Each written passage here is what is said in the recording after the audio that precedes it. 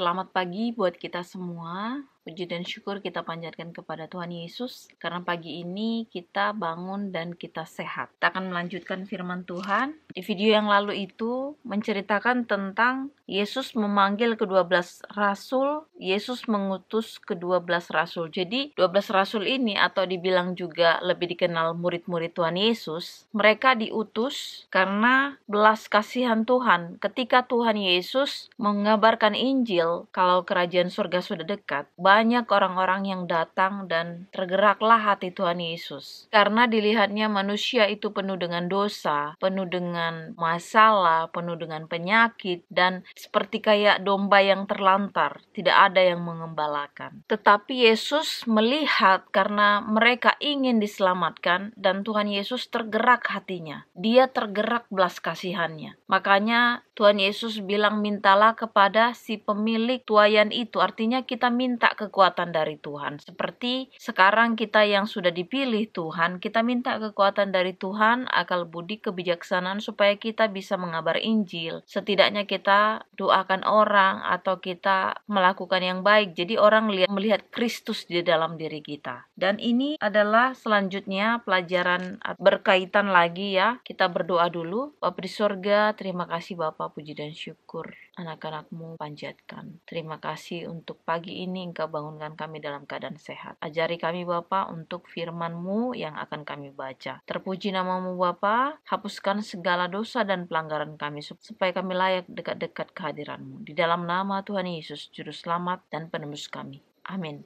Ayatnya, jadi kalian bisa baca di rumah atau di mana saja kalian ya. Di Matius 10 ayat 16 sampai 33. Kemudian di bawahnya kalian bisa baca juga, itu ada di bawah judulnya ya. Markus 13 ayat 9 sampai 13. Kemudian Lukas 12 ayat 2 sampai 9 dan Lukas 21 ayat 12 sampai 19. Jadi di ayat-ayat itu kalian bisa baca karena dia ada keterangan yang sama atau yang menerangkan lagi lebih jelas seperti itu ya. Jadi aku baca langsung yang di Matius aja ya. Tapi aku tadi sudah baca di ayat-ayat itu. Matius 10 ayat 16 sampai 33. Penganiayaan yang akan datang dan pengakuan akan Yesus. Lihat, aku mengutus kamu seperti domba ke tengah-tengah serigala. Sebab itu hendaklah kamu cerdik seperti ular dan tulus seperti merpati. Tetapi waspadalah terhadap semua orang, karena ada yang akan menyerahkan kamu kepada majelis agama, dan mereka akan menyesah kamu di rumah ibadatnya. Dan karena aku, kamu akan digiring ke muka penguasa-penguasa dan raja-raja sebagai suatu kesaksian bagi mereka dan bagi orang-orang yang tidak mengenal Allah. Apabila mereka menyerahkan kamu, janganlah kamu khawatir akan bagaimana dan akan apa yang harus kamu katakan, karena semuanya itu akan dikaruniakan kepadamu pada saat itu juga. Karena bukan kamu yang berkata-kata, melainkan Roh Bapamu. Dia yang akan berkata-kata di dalam kamu. Orang akan menyerahkan saudaranya untuk dibunuh. Demikian juga seorang ayah akan anaknya. Dan anak-anak akan memberontak terhadap orang tuanya dan akan membunuh mereka. Dan kamu akan dibenci semua orang oleh karena namaku. Tetapi orang yang bertahan sampai pada kesudahannya akan selamat. Apabila mereka menganiaya kamu dalam kota yang satu, larilah ke kota yang lain, karena aku berkata kepadamu, sesungguhnya sebelum kamu selesai mengunjungi kota-kota Israel, Anak Manusia sudah datang. Seorang murid tidak lebih daripada gurunya, atau seorang hamba daripada tuannya. Cukuplah bagi seorang murid jika ia menjadi sama seperti gurunya, dan bagi seorang hamba jika ia menjadi sama seperti tuannya. Jika tuan rumah disebut Beelzebul, apalagi seisi rumahnya. Jadi, janganlah kamu takut terhadap mereka, karena tidak ada sesuatu pun yang tertutup yang tidak akan dibuka, dan tidak ada sesuatu pun yang tersembunyi yang tidak akan diketahui. Apa yang kukatakan kepadamu dalam gelap, katakanlah itu dalam terang. Dan apa yang dibisikkan di telingamu, beritakanlah itu dari atas atap rumah. Dan janganlah kamu takut kepada mereka yang dapat membunuh tubuh, tetapi yang tidak berkuasa membunuh jiwa. Takutlah terutama kepada Dia yang berkuasa membinasakan baik jiwa maupun tubuh di dalam neraka. Bukankah burung pipit dijual 2 ekor seduit? Namun seekor pun daripadanya tidak akan jatuh ke bumi di luar kehendak Bapamu. Dan kamu, rambut kepalamu pun terhitung semuanya. Sebab itu janganlah kamu takut, karena kamu lebih berharga daripada banyak burung pipit. Setiap orang yang mengakui aku di depan manusia, aku juga akan mengakuinya di depan Bapakku yang di sorga. Tetapi barang siapa menyangkal aku di depan manusia, aku juga akan menyangkalnya di depan Bapakku yang di sorga. Jadi itulah ayatnya tadi. Ayat ini cukup banyak sekali artinya, banyak sekali peringatan, banyak sekali informasi yang kita temukan di sini. Bagaimana pada akhir-akhir nanti, disitulah ibaratnya kita ditaruh di serigala. Ibaratnya kita itu di kandang serigala. Kita tuh domba, tapi kita di kandang serigala. Bayangin, apa nggak serigala makan kita? Tetapi kata Tuhan apa? Jangan takut, karena kita memang akan dianiaya, ya, dikejar-kejar dan sebagainya itu. Tetapi katanya jangan takut,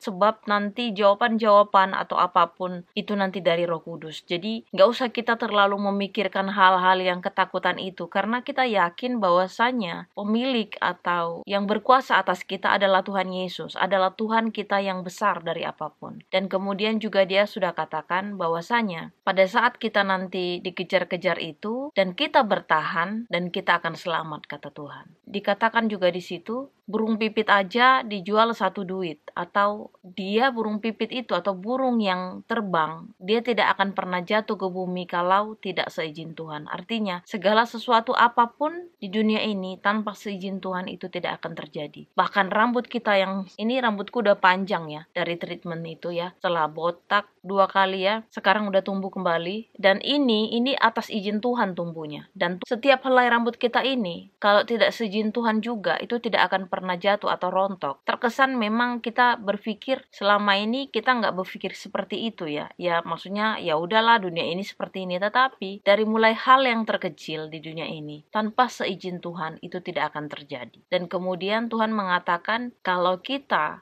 mengakui Tuhan Yesus sebagai juru selamat kita, sebagai Tuhan kita yang hidup, Dia juga tidak akan malu mengakui kita di depan Bapa atau di depan malaikat-malaikatnya. Jadi kita harus mengatakan bahwasanya kita adalah anak Tuhan Yesus, kita adalah anak Tuhan, dan jangan malu, kita akan ungkapkan iman kita. Memang akan terjadi penganiayaan ya, penghinaan ya, terjadilah semuanya yang di luar dari pikiran kita. Tetapi satu hal dibilang Tuhan, jangan pernah takut, karena aku akan menyertaimu sampai hari kesudahan. Tuhan bilang di situ juga, kalau Bezebul itu adalah penghulu setan, bagaimana seisi rumahnya? Jadi maksudnya apa yang kita katakan dari mulut kita itu adalah bersumber dari hati kita. Bagaimana ada orang yang mengatakan kebaikan sementara dia pun gak kenal Tuhan? Artinya gak kenal Tuhan secara kehidupan ya. Makanya seperti orang Farisi, belajar firman Tuhan, membaca, tapi dia gak kenal siapa Tuhan. Itu tadi karena dia tidak menghidupi firman itu. Jadi cuma hanya baca aja, dengar aja, tapi gak dilakukan. Yang Tuhan mau adalah kita membaca, merenungkan firman Tuhan siang dan malam dan melakukannya, dan buah-buahnya akan kelihatan. Tapi kalau kita cuma hanya ngebaca doang, apalagi kita tidak mengerti, kita bisa minta tuntunan Roh Kudus kan. Bahkan Tuhan sudah bilang terjadi nanti penganiayaan, terjadi nanti hal-hal yang tidak menyenangkan. Tuhan sudah bilang, sebelum kau dianiaya, aku sudah dianiaya, tetapi siapa yang bertahan itu akan selamat. Jadi kita nggak usah kaget katanya, nanti kalau ada perang, kalau ada ini, dan itu akan kesudahan ya, itu akan terjadi.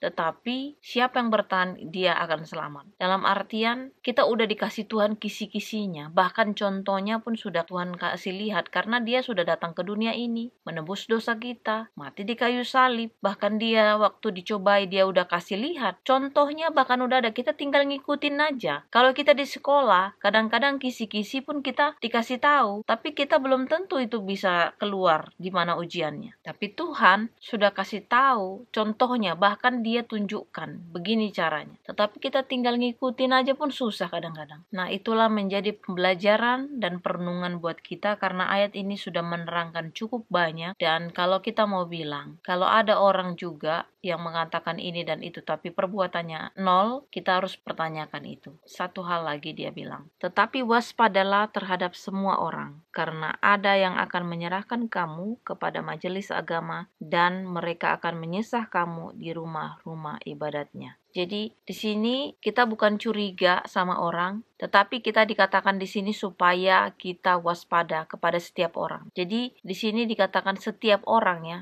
mau orang tua kek, suami kek, istri kek, anak kek, teman kek, siapapun. Jadi kita harus waspada. Waspada bukan mencurigai untuk hal jadi kita negatif, tetapi kita waspada itu terhadap apa? Baik juga berteman kan. Kalau pengalamanku kadang terlalu dekat sama teman atau sahabat, itu bisa juga jadi bertengkar ya, terlalu kita ini dan kita ada masalah sedikit nanti ya semua nanti diomongin lah inilah itulah jadinya bertengkar. Jadi kita pun harus bijaksana ya. Kita bukan mencurigai tetapi kita waspada. Waspada itu untuk kebaikan. Waspada itu juga untuk keselamatan kita sendiri. Jadi waspadalah kepada setiap orang siapapun. Kita melakukan yang baik bukan curiga ya. Beda. Kalau curiga itu kan negatif selalu. Tapi kalau waspada itu mengarah ke positif. Baik untuk diri kita sendiri ataupun orang lain. Jadi biarlah ini lebih baik kita renungkan supaya firman ini bekerja dengan baik di kehidupan kita.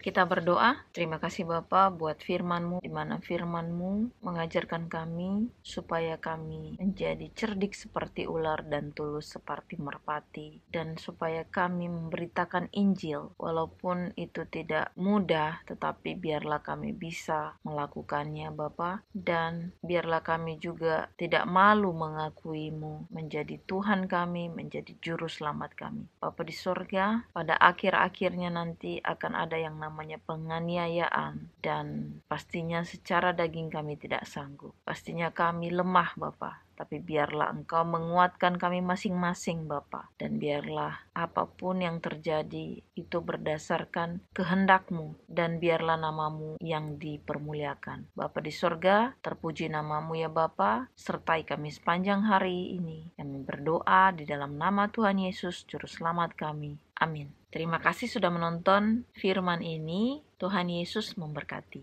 Amin.